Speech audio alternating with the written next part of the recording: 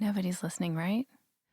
Hi, Andy. Hello, good morning. Is anyone out there listening? Ooh, Mia from PA says, I'm listening. You guys made my weekend. I listened to Lame, Married, Mommy, and Beverages, and sometimes Hot Sauce, for years, and although I truly understood the break, I was sad to see the pods go. I stayed subscribed for years and finally deleted it earlier this year thinking you were just done. Wow. Then I heard Dax Shepard on Armchair Expert mention the new pod, and I was like, what?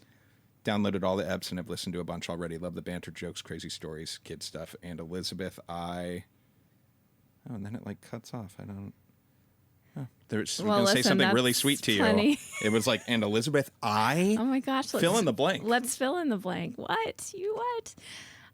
Also, I just want to send a personal, I'm putting love and light to Monica Padman. Ooh, who I think has single-handedly gotten us the last like 6 iTunes feedback reviews. Oh, I love that. She is nobody's listening except doll. Monica. Thank you. The only listener we really need. So I also, someone said, are you checking the iTunes reviews in Canada? Yeah. How do we do that? You know, it's funny. I know we used to be able to. Yeah, and I feel like for music stuff, when iTunes sales were a thing, I used to know how to go into like the Canada store. And I've worked with a couple of Canadian artists over the years. Like, so I used to, we'll look into They really that. have it on lock. There's a way to Canadians. do it. We'll have to figure it out. Listen, we're getting much better at all that kind of stuff because we've been watching Love Island on British terms because we installed a VPN up in this motherfucker. Also need to do an apology to Michelle Libel. About what? Because, I made fun of her when she first told me how she was going about watching Love Island. And here we are today doing it. And I like it. What I like about the VPN is, one, it feels sort of illegal, which is fun. 2, you really got to work for it because there's like, you're a lot of refreshing. The site that streams it in the UK seems like a little janky. You got to work for it. Let's not be disparaging to. I like watching the British commercials. It is fascinating because, you know, in terms of like culture and stuff, I often, I think misguidedly think that the UK and the US and Canada and like these kind of Anglo-Saxon English-speaking countries have like such similar cultures. Watching the commercials is such a reminder of like how different the culture is, and it's really fascinating. I mean, I can remember my first time going to Canada as like a semi-adult, like in my college days, Please and tell really that story. feeling the cultural difference. The difference, and you're looking around at all the food's different, the stuff looks different, and you're like, I just drove an hour is all. What the hell happened? You crossed the border. Please tell that story. Oh, I feel like I've talked about this many times on the show. No, we have new listeners. Okay, that's true. So one time when I went to Canada, my buddy BDT and I... Spring break, we... BDT for new listeners is Big Dick Travis. Which I guess is sort of relevant for this. Can I tell the story of why? No, let's just leave it at... I mean, yeah, I don't think so. I don't even know why I'm saying no, but... I really don't know why you're saying no. No one who might have a concern about this story is like in the picture anymore. Okay, let's just leave it as like an ex, though, said this. Okay, an ex of BDT's. First, here's a side story, and then we'll get to Andy's story. Sure. We were in New York City, and this ex of BDT's was over at their like little hovel apartment, you know, that 3 boys shared, and it was totally like broken down, unlivable situation that they lived in. Yeah. I'm just setting the scene. I know. I don't know why you had to say any of that. And BDT's ex is there, and then his new girlfriend is there. Yeah. So it's a little awkward. That can be tense sometimes. A little tense. And His ex is foreign. Thank you. I'm trying to be veiled about this. Pretty hot. Beautiful. Also relevant. Also relevant. And also, like, I think, God bless her. She's in a country where the language is her second language. She's meeting the new girlfriend. She's like, it's tense and awkward. Everyone's like, how is this going to go? And she just goes for the fucking jugular. Yeah. And I forget how it got it was brought up. I think actually I brought it up because I think I made, in typical Elizabeth fashion, I made a joke about anal sex. Oh, maybe. And all roads point to you or me somehow being the catalyst for this horrible thing happening. Yes. Or wonderful thing happening, depending on how you look at it. Yeah, and the ex looks directly at BDT's new girlfriend and goes, I could never have anal sex with him. His dick's so big. And I watched this with just such joy. Horror and delight.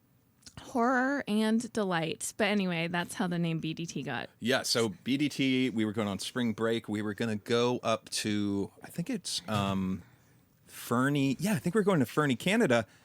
Shout out Alfie if you're listening, who's up in Fernie right now, which is so exciting that he's living there. Oh, is Alfie your friend? Yeah. Do you think he's listening? Yeah, I think so, because he hit me up once. No. Yeah. Wow, okay, go ahead. Yeah. So shout out Alfie if you're listening to Fernie. So BDT and I were going to go to Fernie. There's skiing there, and to Calgary. I think that was the plan. And we had a couple other friends that we were going to like rendezvous with at some point too. So anyways, we go on this trip and we're like, with spring break, we are going to get laid. Also, we weren't 21 yet, but the drinking age in Canada was 19 or 18, something like that. So we were like, we can go to all the bars. We're going to be knee deep in it, right? So in preparation. In pussy. In preparation, we bought, I don't know if we bought or if someone gave them to us or if we just got them at health services, but a ridiculous amount of condoms. And we thought it was funny. I love the idea of you going to health services at your school and being like, but some more than that. A little more. There might have been, I might have to ask BDT about it. There might have been like a bucket somewhere at health services or something, but we had a lot and I don't see us buying this many of them, but we had them, right? Okay. I might even have a picture of this. I'll have to look. Anyways, so we have all these condoms. And the reason I said we had the picture is like it wasn't lost on us how ridiculous it was, but like in our spring break photos, there's somewhere a picture of us like holding overflowing amount of condoms in our hands. Like, we're going on spring break with all these condoms. And I do have a quick question. Yeah. Did you, in your 20-year-old mind, who had sex, with a handful of girls at this point in time? Yeah. Like, in your mind, was it like, oh, once you can go to bars, like bar culture means you're just getting laid left and right? Like, what prompted this idea?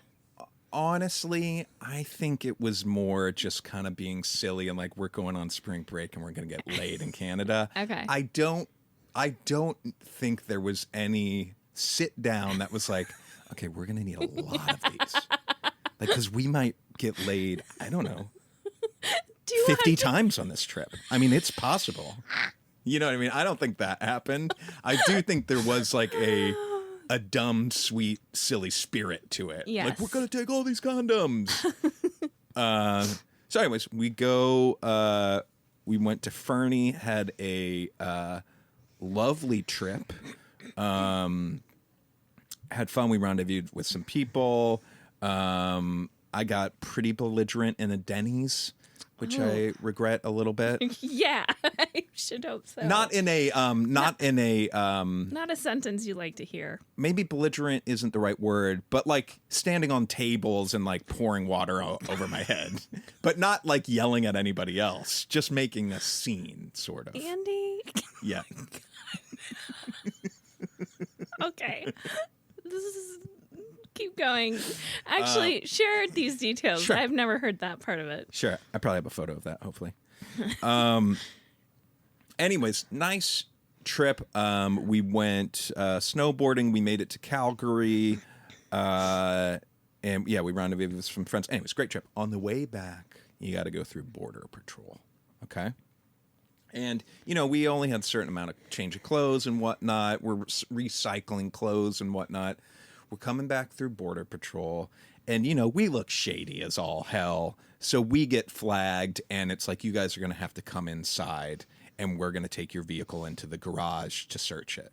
So it's like, you're in your 20s. We're 19 or 20. We're nervous. What is in the car that they could find? You start getting super paranoid, right? Well, it sounds like maybe not paranoid. What do you mean? I don't know. If you're standing on tables in Denny's and pouring water over your head, I feel like you could be like, is there meth in the car I'm not aware of? Like, sure. Go ahead. Sorry. But anyways, we're nervous. And we get taken inside and see the car drive away. Like someone takes the car into like a garage. Oh, thing. dear. We're like, oh boy. And we're standing inside. There's some other younger people, including a group of girls that's already in there sitting on like behind the counter. Like they've already been dealt with sort of, and they're just like waiting. And so we're standing at the counter and I have a couple things that I'm worried about, or really just one. My fake ID. Oh. So I do have a fake ID in my wallet, which I didn't need for Canada, but it's just in there, and I'm going back into the States, so I'm really nervous. So they're like, can I see your license? And I pull it out, and they're like, we need to see anything else that's on your person. And I'm like, fuck, they're going to see this ID. So I like pull my wallet out and put it on the table. They open the wallet, that ID's in there. They don't give a shit. They just go right over it. It's just like probably to them like some other random ID, who knows what it is. Yeah. And then they're like, anything else? Empty your pockets. And so I put my hands in my front pockets, right? Uh-huh. And they're both just filled with condoms. And this was a day of like cargo pants. I feel like they're like, Sure. I imagine well, I was wearing skater pants. Huge big pants. pockets. Huge pants. Like I would buy pants that were like size 40 waist. Oh my god. And then, like cinch them up with a belt. Like that was my style at the time. But so I stick my hands in and just instantly feel them and just the shame and embarrassment. And I pull my hands out. So 2 hands with condoms in them. It's also a little bit of a bummer because I did not use a single condom on this trip, Yeah. right? And I put them on the counter, and the guy looks at the condoms, and he looks at me, and he goes, how'd that work out for you? And all I said was, not good. And needless to say, though, they let us go, no problems, and we got through. But it was super embarrassing. Oh, that's so And meanwhile, good. there was like 4 girls right behind us watching this all unfold. Yes. Yeah.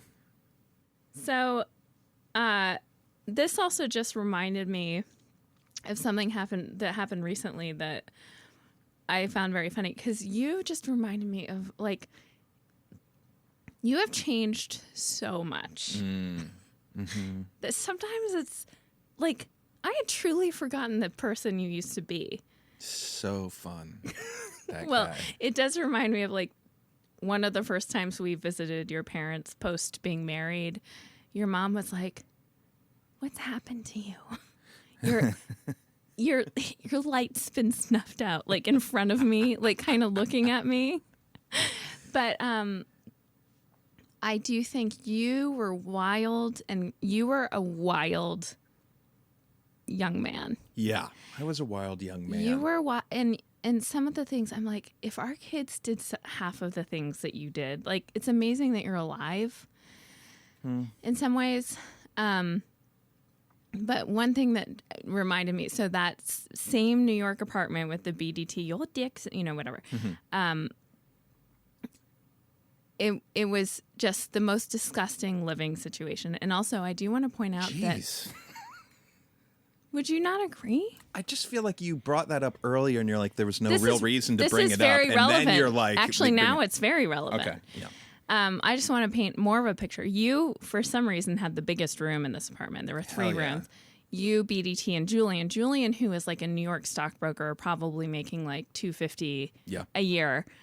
lived in the tiniest room where you literally walked in and there was his bed. Yeah. BDT had BDT's room at least was like charming and had some like old school New York apartment charm.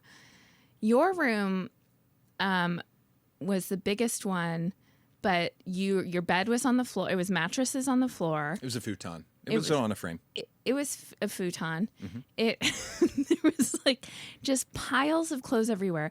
You did have a big desk with all of your like music equipment. Yeah. But that you chain smoked every single night in that room. Yeah. A pack to a pack and a half at night of cigarettes in that space. I mean, the damage to even my lungs just being there.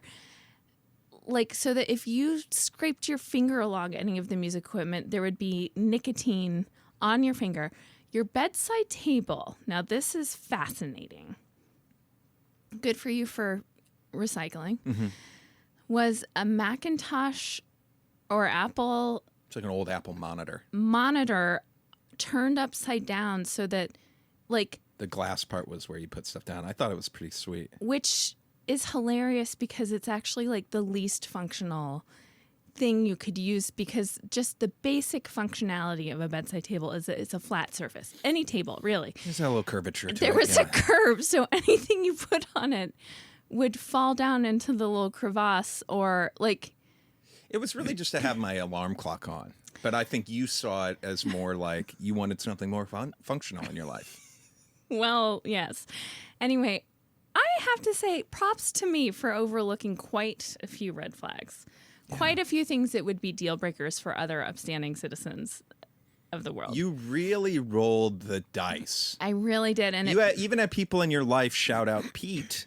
My bestie, Pete. I kind of like creeped out numerous times after hours on the streets of New York City, who in his right, him and his girlfriend could have been like, you might want to stay away from that guy. Well, Pete did tell me, he never said stay away, but he did kind of have, and oh my gosh, I love Pete so much. I miss him. I want to see him soon. Yeah. He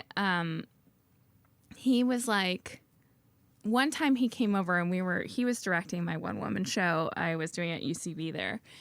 And he was like, hey, I just got to tell you, like, anytime I'm out past 4 a.m., like the handfuls of times in the past 6 months I've been out after 4 a.m., I've run into Andy, and he's been alone. And I just want you to know this information. Yeah, like this like creepy party ghost that just appears. So this is relevant because we were watching Love Island, as we do, and they were doing this challenge where like the girls do a striptease for the boys do a striptease for the girls, and one of the boys had like, I forget if it was like a police baton or something like that as part of the costume, that like he was licking and then he was putting in other girls' mouths. Oh yeah. And you were like, oh my God, that is so disgusting. I would never do anything. Like, how can these people basically like live with themselves? Like, This is so gross. And I looked at you and I said, just a reminder that when you were their age, you lived in that apartment, and I do believe there was a night where you drank water from a sink that was filled with bong water and 2 different people's piss. And Kool-Aid. To be clear, we were doing gravity bong rips out of the sink, which one does at that age. That's fun times. Oh, my God. And I don't know how it came up, but this kind of really horrible, disgusting idea of a challenge of like, what if we put Kool-Aid in there, urine, and something else? Would somebody drink it? And did all eyes land on you? Yeah, pretty much. I will say, it is the hardest I've ever laughed, I think, maybe in my life, when everything was like ready to go except the urine aspect of it. Tell me who all was there. I think BDT, obviously. BDT was there, and Dharma was there, and I'm assuming Julian was there, and I can't remember. Josh was there. Was Josh there too? Because there was a picture from this night, and he was there. Okay, if I'm forgetting anyone, I'm sorry. We were pretty lit up. I should have, so. But one of the funniest times I've ever laughed was everything's in this horrible sink, gravity bong water, Kool-Aid. There might have been like beer in there too. And also, by the way, this is not a sink that's been like cleaned. No, this is really despicable. But we need somebody to pee in the sink.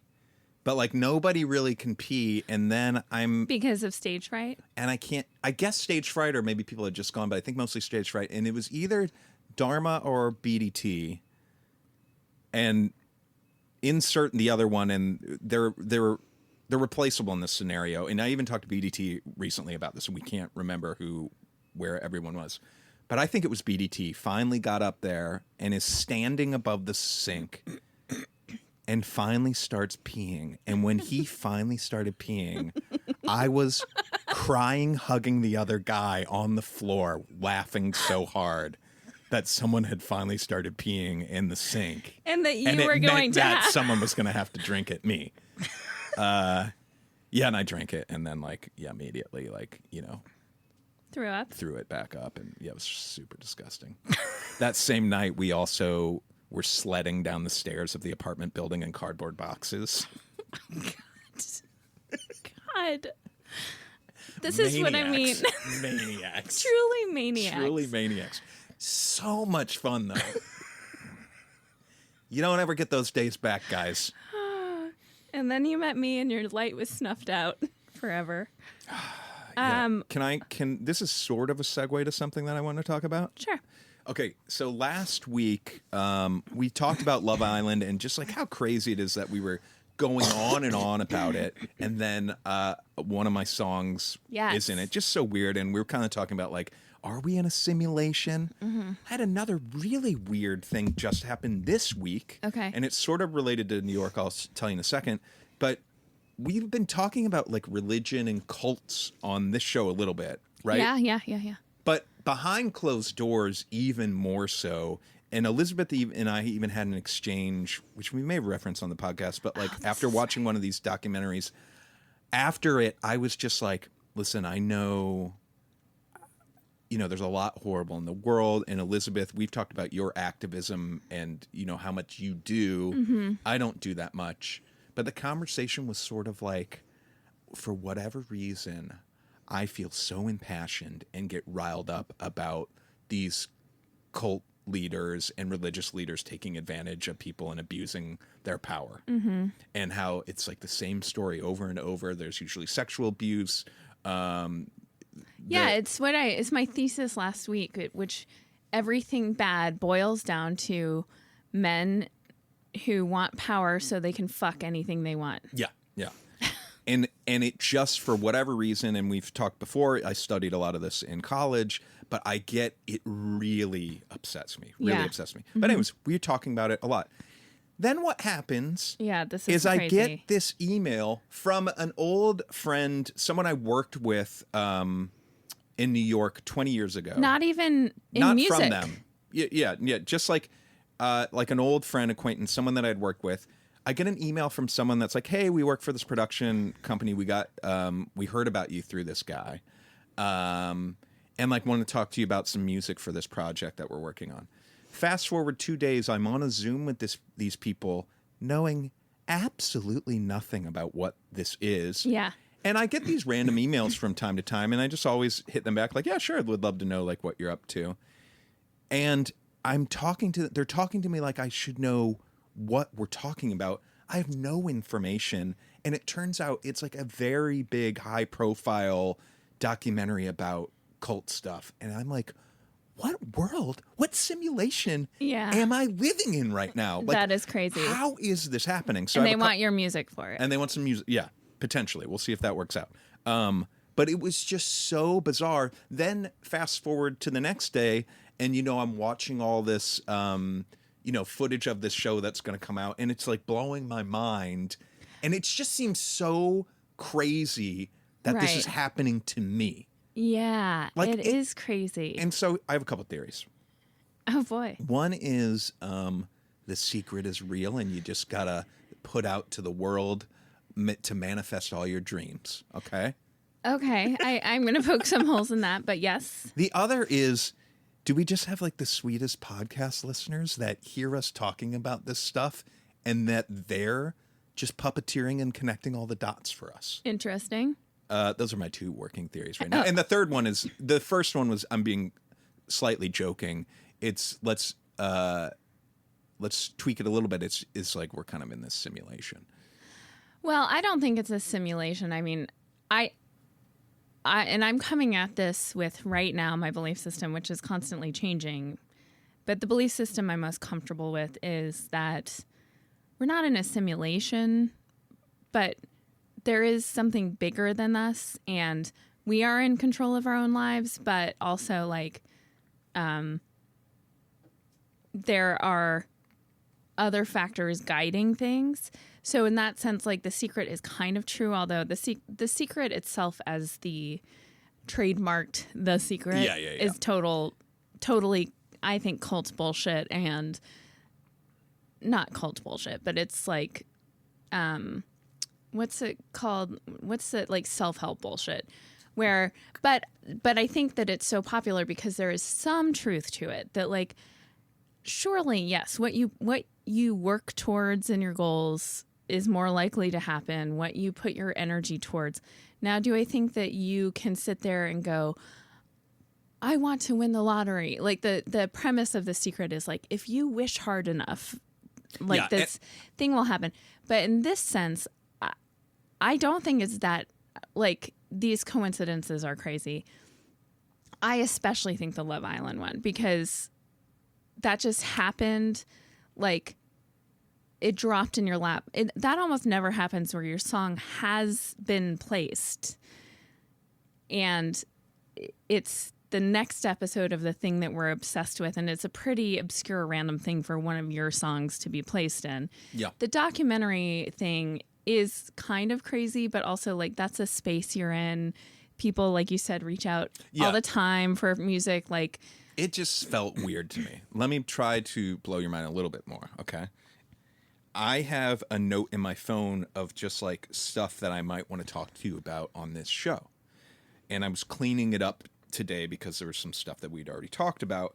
At the very, very, very bottom of it, I had this thing that said, talk about brain before dying article. Okay? No. Yeah. Are you getting goosebumps right now? I'm actually, like, kind of freaking out. Yes. What? Yeah. Do you want to see it? I'm going to start crying. That's why I wanted to bring this up today. Is all this stuff seems so crazy. Well, let's explain the significance of that. Well, I came across, like, on Twitter or something, some article about the brain before dying, and like this doctor, I think, that had like caught it or something, and I was going to send it to you. I don't think I ever sent it to you. I think I just... You didn't. I wrote in here that I wanted to talk to you about it. Okay, so... Elizabeth's literally almost starting to cry. That is crazy. And these, like, little crazy things keep happening, like you just said. And how I interpret these little crazy things, which everyone can interpret them however they want, but the thing that gives me inspiration and motivation is that it is the universe, or I use universe in place of, like, God. Mm. Whatever is bigger than us, it's that loving energy's way of saying you're on the right track, you're in the right place. Oh, I love that. And I'm just going to announce this because actually it will inspire me to do it. Yeah. I am launching a podcast called The One Sure Thing. And I'm going to throw a date out there. Whoa. I'm going to launch it September 1st. Whoa. And I'm amending that. I'm going to launch it there, near you there. Don't know what your drop Maybe day I'll do is. a birthday gift to myself around September 19th. I don't know what day of the week it is, whatever. Okay. In September. And it's all about death and dying. Mm-hmm. And it's looking at death and dying from every angle. the business of death and dying, the mysticism, religious takes of it, what happens to us after we die, what happens to us when we die, grief, like death and dying for people who have survived those who have died, coroners, funeral homes, hospice nurses, like everything. I'm so excited about it. And this has been a passion project that I've had like the seed planted for probably 4 years. Yeah. One of the first interviews is with a neurosurgeon scientist named Dr. Ajmal Zamar, who is now a person that I think is going to be very significant in my life. And he and I totally clicked. I find him so fascinating, not just what he does, but also just who he is as a person. So I interviewed him for the podcast, and since then have had a Zoom hangout, and am going to have Zoom hangouts with him on the regular because he lives across the country. Anyway, what is crazy about what Andy just did, like this doctor has kind of entered my life and feels like he's there to stay. Yeah. He is one of the not men. Why did I say that? God, he's one of the people on the team. I don't know if they're men He's or a women. man also, yeah. He is a man. But who were the first to capture the brainwaves of a dying brain, which was an accident because they were studying, I think it was either epilepsy or Parkinson's, and the person who was all hooked up to everything had a heart attack while they were studying it. So it was obviously terrible, and they tried to save him and they couldn't. But ultimately what they had was the first scientific study of brain waves, and what they found was fascinating, which I will save for people to listen to the One Sure Thing. But Andy wrote that down obviously long before I even came across his stuff. Yep. And it's, by the way, it's pretty like obscure. It's not. Now, granted, I know this is a passion of yours. I know you're starting the show. This was before you had recorded any episodes. So when I came across this, I knew that it would be of interest to you. But I don't know. We really should check my email. Like, did I send it to you? Or it doesn't even really matter. It was before all of this happened. But something made me, I mean, I don't know. It's just really cool that now you've talked to this guy multiple times. It's very cool. And I just talked to him on Friday, and I haven't even filled you in on everything. Like, he's so amazing. And I my work life is storytelling. Mm-hmm. And I have a very strong feeling that he and I are going to create something together. That's cool. And, you just now doing this, the reason I'm getting teary-eyed is just that feeling of, God or the universe or whatever is saying, like, your instincts here are right. Carry on with this. It feels, and of course, when I say that, I also mean my parents. So it feels really personal. Yeah. Isn't that crazy? That is crazy. Okay. Oh, you know what? I want to shout out someone whose birthday it is tomorrow. A birthday shout out? When this drops. Someone I consider a best friend. I don't know if that goes both ways, but Terry Coley. Oh, shout out Terry. He doesn't listen, but his wife Annie does. So hopefully she'll pass this along. Oh, that'd be really sweet. Very sweet. Happy birthday. You know what? I think this is going to be such a good year for him.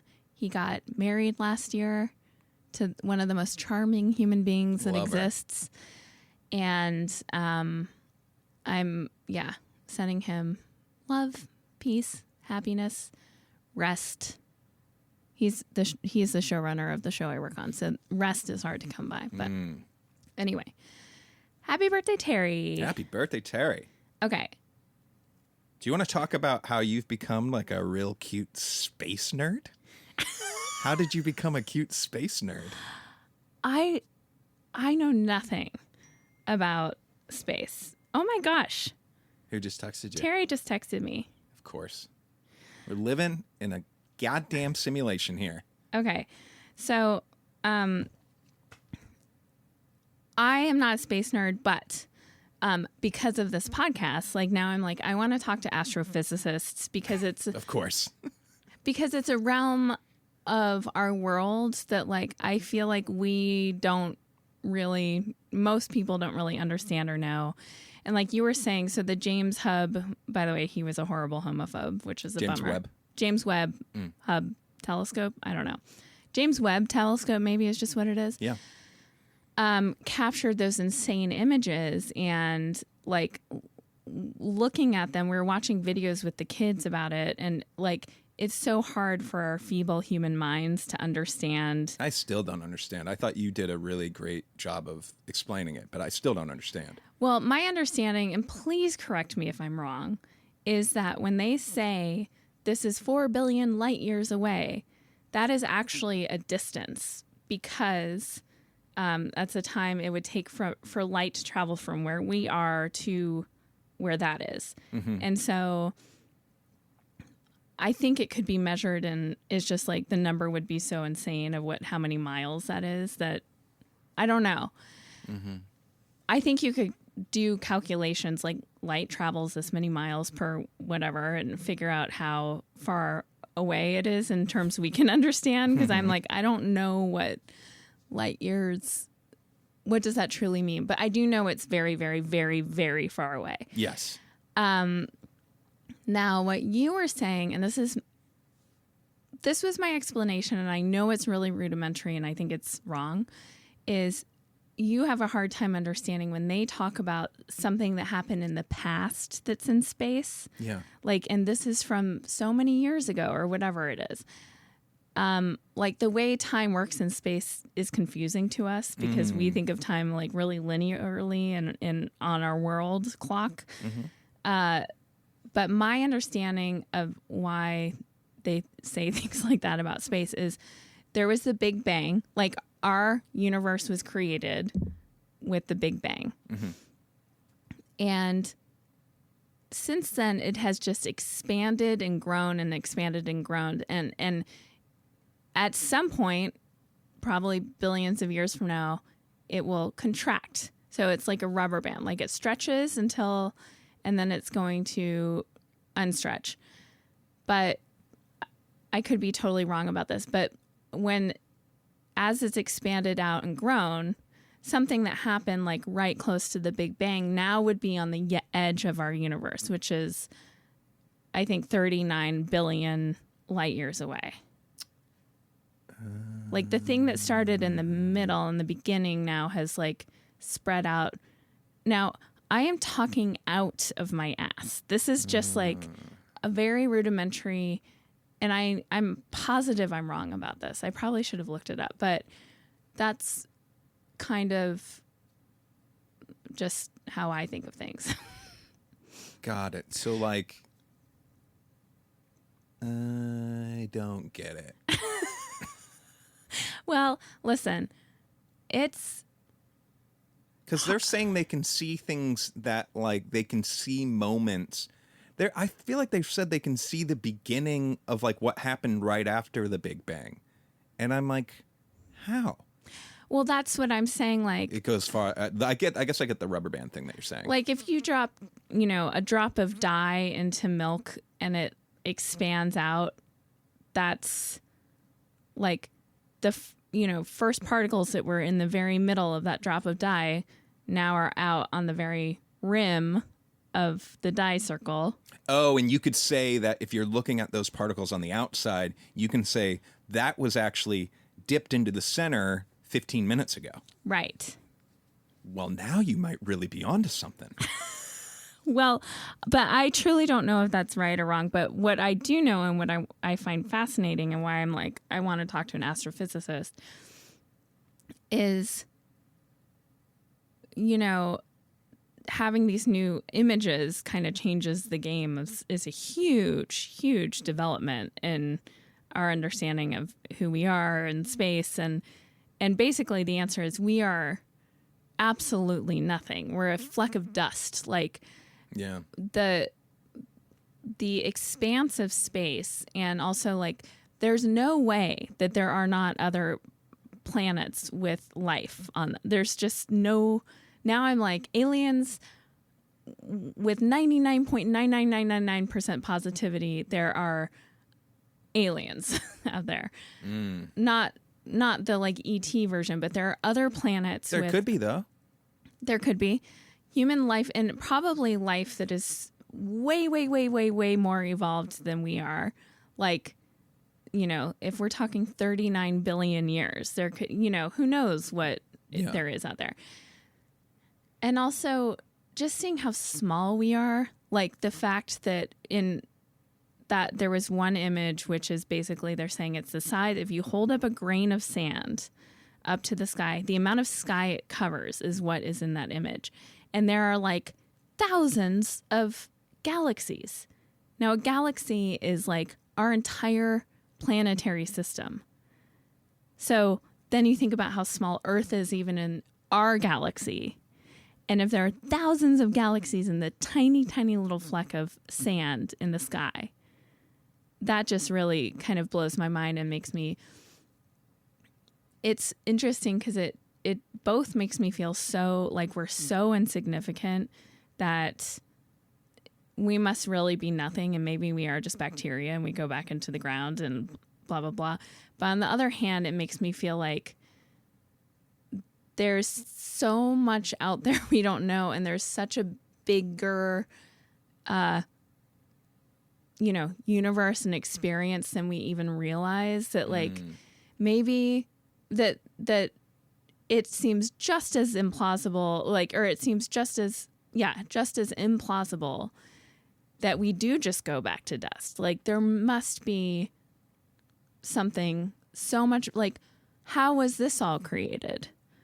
What is all of this? Like, the Big Bang happened, but like, out of what? Like, what is it? And it just makes me think there's got to be something so much bigger. And we still are so insignificant that our feeble little minds can't grasp onto it. Right. And anytime I think about this, like, the ultimate answer is have more fun, like, enjoy things more. Obviously, get into good trouble, stand up for injustice, do your part, but also, each of us individually doesn't need to carry the suffering of the entire world all the time, which sometimes it feels like we are. Like, of course, do what you can to make the world a better place, but also enjoy your time here. Like, we are so insignificant. Find what makes you feel happy and lean into that. I'm nothing. You're nothing. Yeah. We're nothing. Nothing. Absolutely nothing. So, wow. But these telescope images, it does make me want to learn much more about space and what's out there. And I would be curious, like, what leading astrophysicists and astronauts and people who, like, know a lot about space think about what our role is here. Do we have a role? Do we have a purpose? Like, leave a review on iTunes. Let us know. Tell your friends about this podcast also. Anyway. I love it. Wow. I have a bit of news for you. Oh my gosh, this has been quite an episode. No, your mascara's running a little bit. Oh no. God damn it. Not much, but I didn't know if I should tell you now or later. Do you want to talk about water stuff or? Yeah, let's talk about water stuff. Do it. I am a little hesitant to talk about it before it's been resolved. But we have had, the plumbing went real awry up at the cabin to the degree that you were like, I was very brace worried. yourself. This might do us in. Like, I think for the first time, were like, we might really need to unload this cabin. And I was like, yeah, but then we have to disclose all of it. Like, we'll be underwater on it. Yeah. Thank the Lord. Thank you for our contractor, Jim, who is just an angel. And he's been busy on other jobs while we've kind of been on pause for like the last 8 months. But he did come and was taking a look at the plumbing. And there's like one plumber up in these mountain areas. And the plumber had said, like, you're partially on a septic tank. Like, your pipes basically are a goddamn mess under the ground, and we have the back house and the front house. Like, the back house is connected to this, the front house this. There's no what's that called? The drain out, clear out, or whatever, clean out. Oh yeah, we couldn't find clean outs. The plumber then also didn't have a camera inexplicably, which is kind of a basic plumbing tool. So our contractor went and got a camera, and he went and looked at it. And I literally got a text from him last week that said, the sewer is fixed now. Like, we didn't even know that he was going there to do anything. Like, yeah, he was just checking it out. We were waiting for him to be like, yeah, I'm going to look at it and blah, blah, blah. We just get a text that it's fixed. And so I went up there this weekend, and lo and behold, it's fixed. And he rerouted everything. And the cost of it was a fraction of what we were worried it would be. It was such a mitzvah. Yeah. And very excited. We got countertops in the cabin. They look great. Very excited. So things are kind of slowly picking up again up there. In the meantime, a few nights ago, now I'll back up the truck. Like 5 months ago, probably, I noticed that this threshold between our living room and the like little hallway to the kids' rooms in our house here in Los Angeles, like, the wood seemed to be like separating a little bit. Oh, and I was like, oh, that's weird. Carried on with my life. Like 5 nights ago, I'm walking out of tucking Otis into bed, and I step on something, and water squirts out of the floor and literally lands on my foot. I'm like, was that like something's wet on my foot? And then I turn, I put a flashlight on it. I look, and when you step on the floorboard, literally water like gushes out of the cracks with a pressure that makes it like squirt. And you hear it like, and now I'm looking at it, and there's like a whole 3 foot by 3 foot area where the wood is warped. And I'm like, we might be so fucked. Like, you were about the plumbing up at the cabin. Like, brace yourself. We might be so fucked. Yeah. Now, my family has a dark history with floors and water.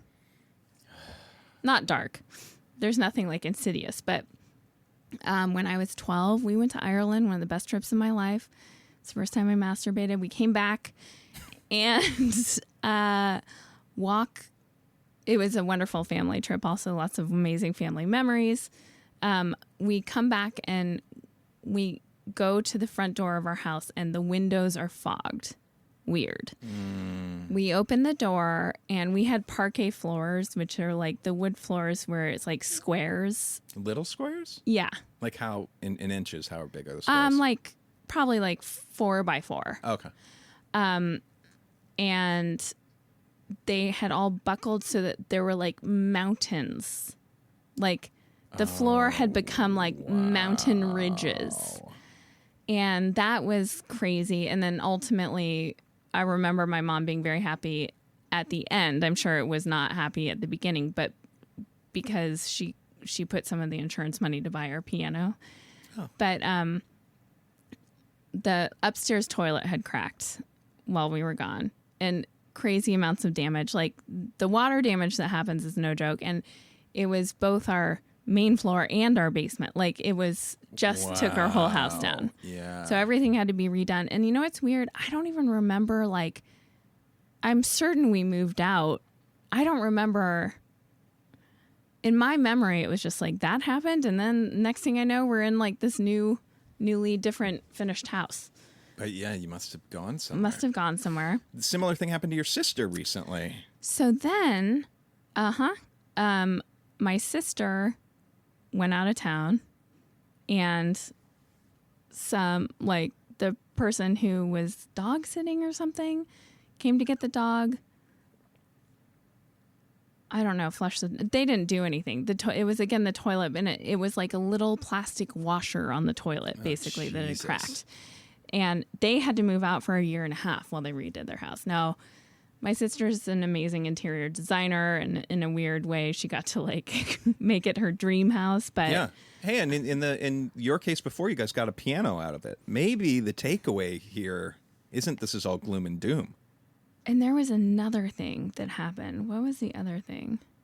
Oh, my parents' house here in Sierra Madre. When we were selling it, the floors flooded.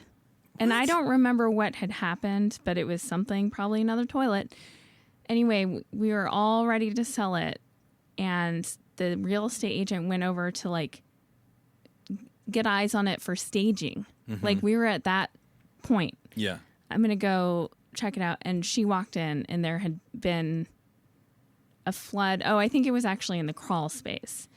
So we had to then not sell it, redo all of the floors, and especially for a 19 and 22-year-old who were, like, grieving, deeply grieving. I was like such a lost lamb trying to get through school. That was incredibly stressful. And so I have such a sinking feeling about what this plumber who is coming tomorrow morning is going to find under those floorboards. And I walk over them countless times a day, and every time I do, I'm squishing on weird water underneath. And I don't even want to, like, check it out. I mean, I'm sure people listening are like, why didn't you already pull up? Well, no, the reason is, so here's the thing. I was thinking today, so we recently had some, like, what is it? Rodent stuff? What do you call that? Rat problems? No, not rat problem. Anyways, we had exterminator come and, like, secure our house more. So the crawl space to get under, they, like, redid the little gate, and they put it in with these screws that aren't like a Phillips head or a straight head screwdriver.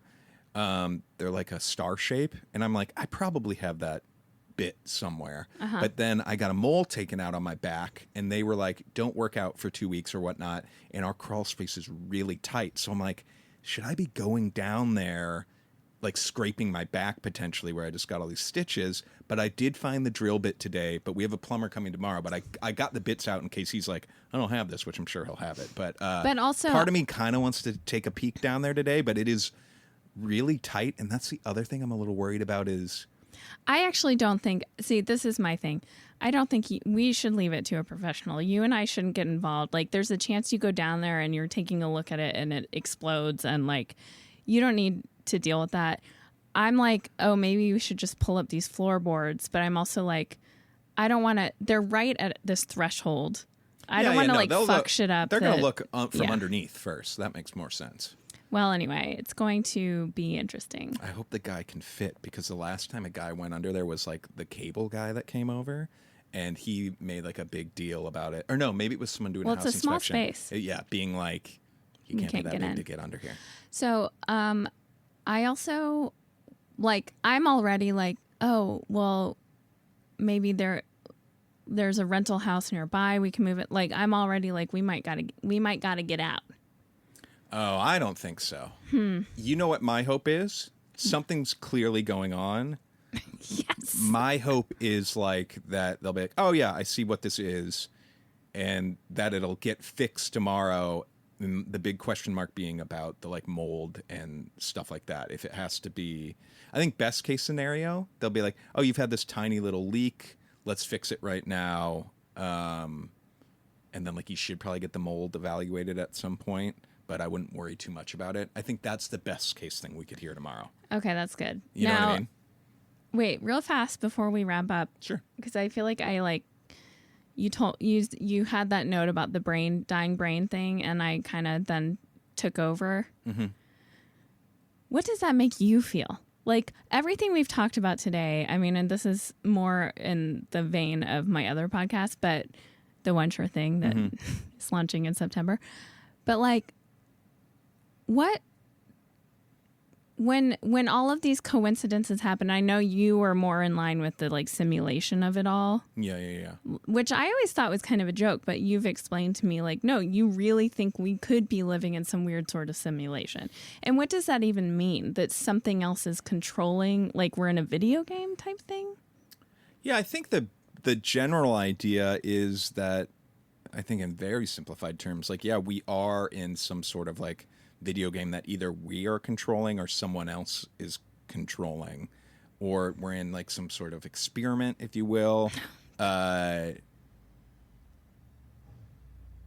I don't know. But when I say simulation, I also do mean, I think, just a series of big question marks too, and like what is the universe and all of it. It just seems so crazy. And in circling back to like this weird culty documentary thing, which you're like, that one doesn't seem that weird to me. That one seems the most weird to me, because I think internally I've been thinking about that stuff the most. And it was so jarring to be on a Zoom with people that were like talking to me as if I knew what was going on. Mm-hmm. And then when they told me what it was, I was like, what the fuck is going on? This is the craziest shit ever. Yeah. But all that being said, to me, it just kind of gets me excited about things right now in general. That's good. Do you know what I mean? Like, again, getting back to like, you're on the right path with stuff and whatnot. I think it maybe kind of helps second guess stuff as much. Wait, say that again, because it helps like second guess. Not second guessing stuff. Like you almost being like, you're on the right path doing this podcast that you want to do. Yeah. It's just nice to have these like little road flags waving you forward. Mm-hmm. And maybe we're reading way too much into all of it. Yeah. But it's just like, the alternative isn't as fun. You know, I'm going to read as much into it as I want. Yeah, exactly. I mean, I think life's more exciting reading into some of those things, but we've had even crazier. I mean, I posted on our Instagram, not listening right, or nobody's listening right. Nice. The Frosty soulmate. Sure. Like us running into each other in New York City. Mm-hmm. Now, there is a weird part of the story that we haven't told, which is that is crazy, right? Like, out of all the places in the world that, you know, two people are crossing paths like that, you had moved to Idaho. I was in St. Louis. Like, New York City was not a natural landing place for either of us. Yeah. So you can look at that and be like, however many millions of people are in New York, blah, blah, blah. It's pretty wild. Yeah. Then our first like official date. Yeah. You asked me to go see a movie with you. Yeah. And I'm waiting for you outside the movie theater. And I run into Michelle McShane. Yeah. Who First girl I French kissed. First girl Andy French kissed was this very cool, like quiet, thoughtful, like she had depth, like and was very cool artist who went to school with us at the same time. Had a lot of appeal for the guys. Yeah. Kind of like a dark, interesting, Tall, beautiful, artistic person who ultimately was so talented that she went to, I think, University of Chicago for college art school. Oh, wow. When she was like 16. Wow. So smart, and obviously you had a big thing for her. And so I ran into her and I was so confused because it seemed so crazy. Like, yeah. I literally was like, is Andy playing a joke on, like, which would have been unfathomable, but I had only known you at that point for a few days. Mm-hmm. Like, this was a few days into us having reconnected. Yeah. And it was almost like, oh, that story that you're telling yourself about how crazy it is that you ran into him is bullshit, because now you're running into the girl that he had a crush on. And then you came to join us, and what was your mindset? Yeah, that it was insane. And then looking back on And it. had you ever met her before in New York? No. So you also had, like, it's almost like if we're on this path with the simulation or universe thing, the universe had put me in your path in New York, and then Michelle McShane, the girl that you actually had a crush on and French kissed, your first kiss within a week. Not my first kiss, but first French kiss. Okay. Within a week. Yeah. So that, like, in many ways that might discount all of it. The other thing is just the idea of randomness in general. Yeah. Sometimes people are like, isn't that too crazy of a coincidence? And then there'll be like statistics people that are like, no, because like things are so random that it is possible that it could happen, right? Things are so bonkers. That does seem bonkers, though. Within a week, two girls that were significant in your life 13 years earlier, around the same time, appear. And just for the record, Andy and I, chatted with her for a bit, and then we're like, well, let's go see the movie. And you and I went on with our date. And as far as I know, you didn't like ask her out on a date or No, like... I did see her one time after that at like a party, like my buddy Max and I in Williamsburg or something. Uh-huh. I can't remember the details, but yeah. But anyways, it was you and me. It was you and me. It was you and me. So I guess I won. But anyways, in the end. We might sound so dumb talking about this stuff, and people might be like, these aren't big coincidences at all. No. But they feel like Of course they are. tremendous coincidences. Of course they are. Yeah. I mean, I don't think anyone can dispute that that's a pretty wild coincidence. Yeah. Anyway, okay. I like to take these things that happen as signs, and of course I'm out here seeing signs and everything. Like I see a hummingbird and I'm like, Dad, not actually, that's not really truly a sign for me, but I'm making light of how often, but it feels reassuring to me, and it does make me feel like I'm just getting a little pat on the back going, don't, and basically the pat on the back is saying, don't stress it so much. Yeah, I like that. You're right where you need to be. Yeah. Like, have fun. Don't worry about it too much, and just continue putting one foot in front of the other. Yeah. Or, and also sometimes take some rest. Okay. Well, that's another thing, is I feel like it's okay for things to happen in the time that they need to happen. Yeah. Well, what a great episode. Is that weird to say? No. For me, I enjoyed it. No, I really enjoyed it. I mean, I love talking And about I this feel stuff. like this is such a perfect version of this podcast for me, because this is exactly the conversation you and I would be having if we weren't recording, where it's like talking about water damage. Yeah. And then getting into like some really philosophical shit. Yeah. And, I don't know. That's why I really liked this episode. I'm with you 100%. Yeah. All right. Well, good night. Good night, everybody.